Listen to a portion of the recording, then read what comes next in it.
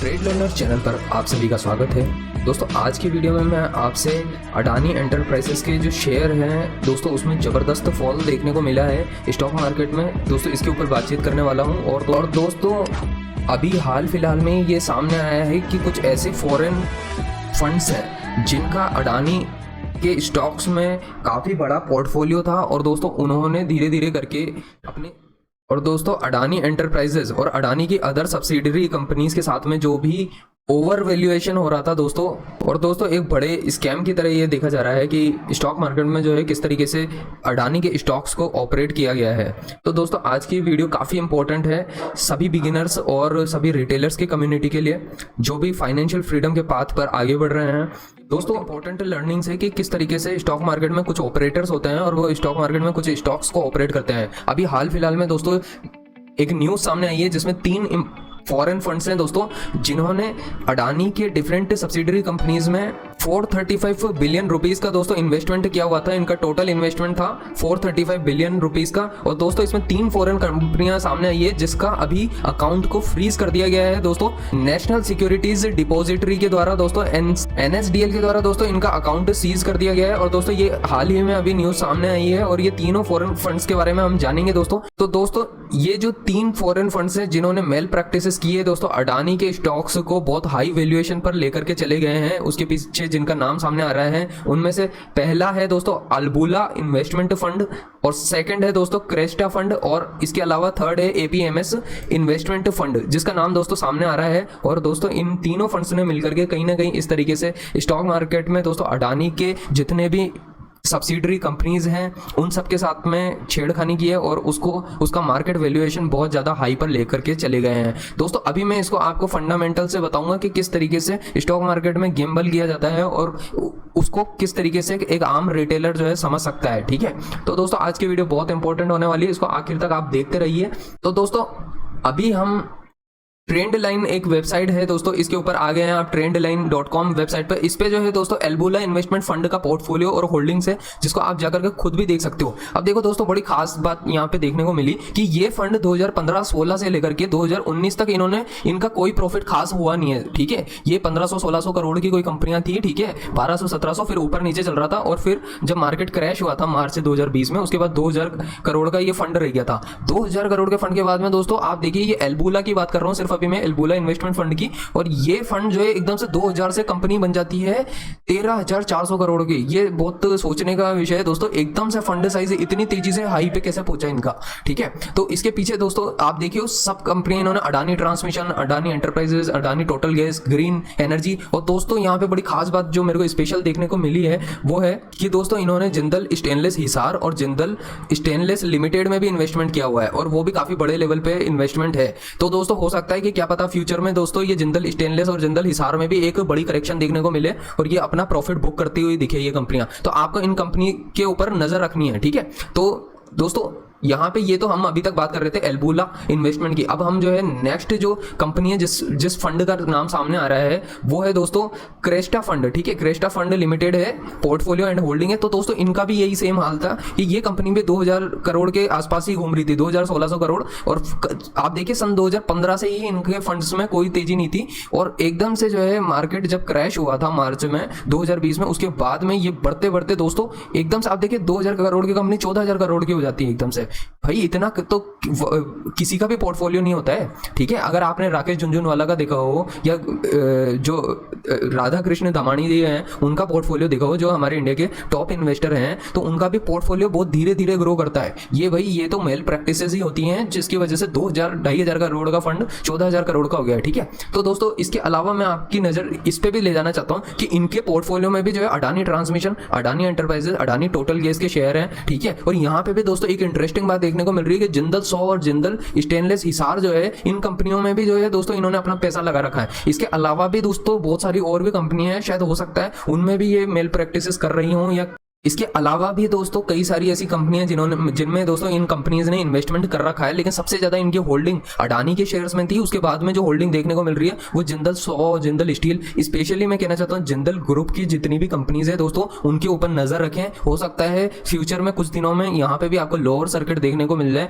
या ऐसा कोई मेल प्रैक्टिस इन कंपनीज की तरफ देखने को मिल जाए। ठीक है, क्योंकि दोस्तों ये जो तीनों कंपनियां है ना, तीनों कंपनियों का खास बात यह है कि तीनों ने दोस्तों सिर्फ अडानी में ही इन्वेस्टमेंट नहीं किया, इन्होंने जिंदल की कंपनीज में भी इन्वेस्टमेंट किया है। ठीक है, और अभी तो दोस्तों बहुत रोचक और इंपॉर्टेंट बात है जो मैं अभी बताऊंगा कि फंडामेंटल पे देखते हैं तो अडानी के फंडामेंटली कंपनी कहां पे वेरी कर रही है। ठीक है, अभी हम उसकी बात करेंगे। अभी हम थर्ड फंड की तरफ बढ़ते हैं दोस्तों, और इसमें देखिए ये एपीएमएस इन्वेस्टमेंट फंड है और ये पोर्टफोलियो होल्डिंग है दोस्तों। अब इनका भी सेम हाल है दोस्तों, 2015-16 से इनमें कुछ भी तेजी नहीं आई, कोई खास इनके फंड में बहुत बड़े लेवल पे जो है इनकी कमाई नहीं हुई है एक तरीके से। ठीक है, 2020 निकल गया, लेकिन दोस्तों क्या पता इन तीनों कंपनियों ने मिलकर के ही जो है कुछ किया, और दोस्तों ये 2300 करोड़ का फंड बढ़ के 15,000 करोड़ का हो जाता है। दोस्तों सोचने की बात है, बहुत बड़ा सोचने का विषय है कि ये किस तरीके से इन्होंने मेल प्रैक्टिसेस तो की है। ठीक है, अब देखिए दोस्तों यहाँ पे आप देखोगे तो इस कंपनी का भी यही सेम हाल है। इसने भी अडानी टोटल गैस के शेयर ले रखे हैं, ग्रीन एनर्जी, ट्रांसमिशन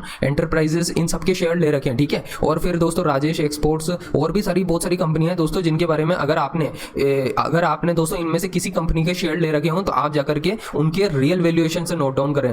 क्योंकि दोस्तों मैं हमेशा जब भी अपने इस चैनल ट्रेड लर्नर्स पे बताता हूं तो लोगों को ये बात जरूर कहता हूं कि जब भी आप टेक्निकल एनालिसिस को देखते हो तो उसको फंडामेंटल एनालिसिस से हमेशा लिंक करके देखें कि क्या पता कंपनी में फ्रॉड चल रहा हो। ठीक है, मैं जैसे बजाज फाइनेंस के बारे में आपको बताया है कई बार कि बहुत अच्छी कंपनी है, तो दोस्तों उसके वैल्यूएशंस आप जाकर के देखोगे तो वो आपको उस कंपनी के वैल्यूएशन और उस कंपनी का जो रियल में जो चार्ट ऊपर जा रहा है, ठीक है, कंपनी के शेयर में की प्राइस जो है ऊपर जा रही है, तो दोनों बिल्कुल साइमल्टेनियस चलते हैं, बराबर से चलते हैं। ठीक है, ऐसा नहीं है कि फर्जी वाला हो रहा है। ठीक है, लेकिन यहाँ पे अब मैं आपको बताता हूँ दोस्तों कि ये आप देखिए दोस्तों अडानी एंटरप्राइजेस का चार्ट है। आप देखिए मार्च 2020 से बात करते हैं हम। मार्च 2020 में इसका शेयर चल रहा था 200 से भी नीचे, 133 रुपए पे चल रहा था दोस्तों। ठीक है, 200 से भी नीचे, और एकदम से वैल्यूएशन बढ़ते बढ़ते दोस्तों ये वैल्यूएशन पहुंच जाता है 1600 रुपए पे। ये भाई मजाक नहीं चल रहा है, ये बहुत कुछ गड़बड़ चल रहा था। इस तरीके से किसी का वैल्यूएशन हो रहा है। ठीक है, कंपनी का।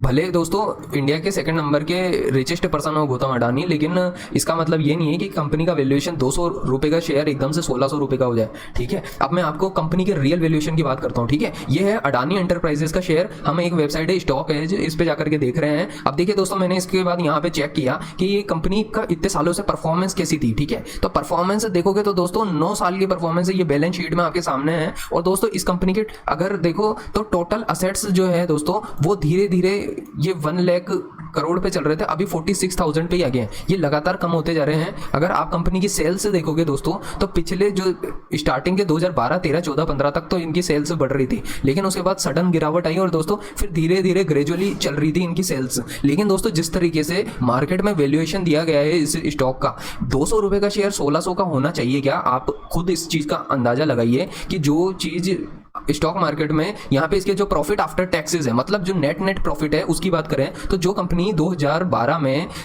2000 करोड़ की थी, फिर 1200 करोड़ पे आ गई, फिर 2600, मतलब इनकंसिस्टेंट प्रॉफिट है दोस्तों।